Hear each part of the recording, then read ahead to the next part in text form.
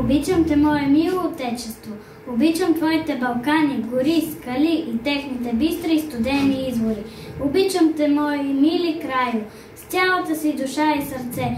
Ти си оная благословена земя, която е пълна с нежности, със сияния и величие. Планините на моя роден край са високи и снежни. Отли размахват криле над сините води на езерата. Земята на моя роден край ражда пшеница като огън. По китните хълмове расте, налива грозде. Зърно като кехлиба. В родната земя почиват ония велики прадеди, които през вековете вдигаха нагоре българското знаме. Земя, на битките си ти, на гневно вейнатите гриви, над върховете каменливи и до сега сокол лети. Лети и търси оня като оная слънчева полянка, където храбреците спят, с крило да им направи сянка. Обичам българските думи, що слушам по поля и друми.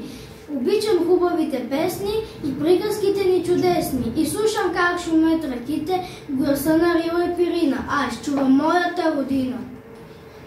Родино, дай ми ти перо, или Галилей, или Кормило. Аз за теб всичко скъпо. Всичко мило ще дам за твое добро. На край света да отпътувам, към тебе пак ще се стремя и даже в своя сън ще чувам как диша родната земя.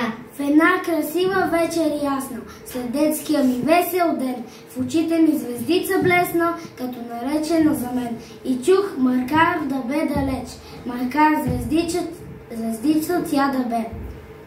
Как маминя глас ми рече, това е твоето небе. Ще мине време, ще порасна, но от сега се вличам, че все с мен ще със звездата ясна и българското ми ще отче.